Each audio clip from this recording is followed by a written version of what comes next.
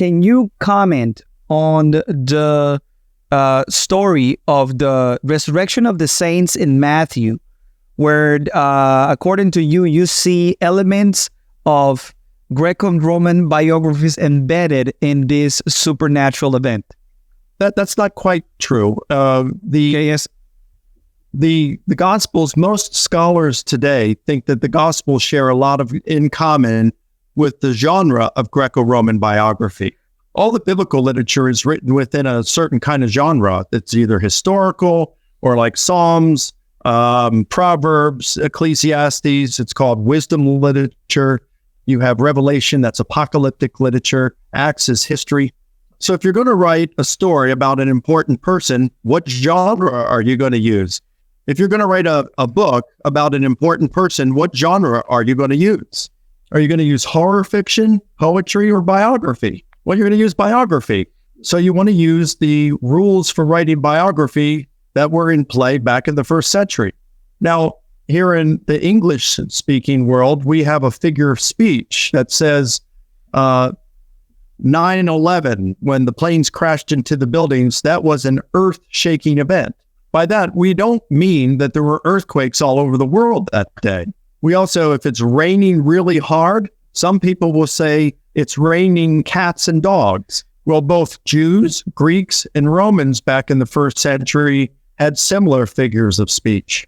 It was common back then that when an event happened that had extreme importance and significance, that they would have an author would talk about signs that happened. It was common to talk about comets, eclipses of the sun, darkness, and earthquakes. When Julius Caesar was assassinated, Virgil, who was a poet, a Roman poet, said that phantoms, ghosts were seen walking around at sunset. And later on, when one of the Roman emperors enslaved Egypt, Cassius Dio, said that there were voices heard in the forests. Josephus reported that just before the temple was destroyed, a cow gave birth to a lamb. Josephus also reported that the doors of the temple, which took more than 20 men to opened by themselves. One of the Roman authors reported that when Caesar died, the doors to the temple of Zeus, which took many people to opened by themselves. So there were these common signs that were given at important events that happened back then. And this may be what Matthew is doing. Now, of course, it's possible that the saints raised at Jesus' death actually happened, but it does present some possible problems.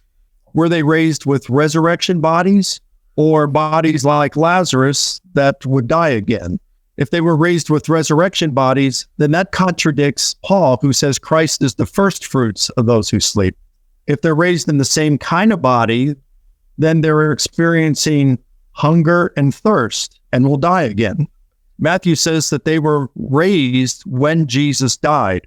So that means now at least 40 hours later, they haven't had anything to drink, they haven't had anything to eat, and they come out of their tombs and appear to people in Jerusalem. It's like we never hear about them again. And yet they would have had wonderful stories to tell about heaven, wouldn't they? For me, I tend to think that it's Matthew doing the same kind of thing that the Jewish historian Josephus and Roman and Greek historians did as well.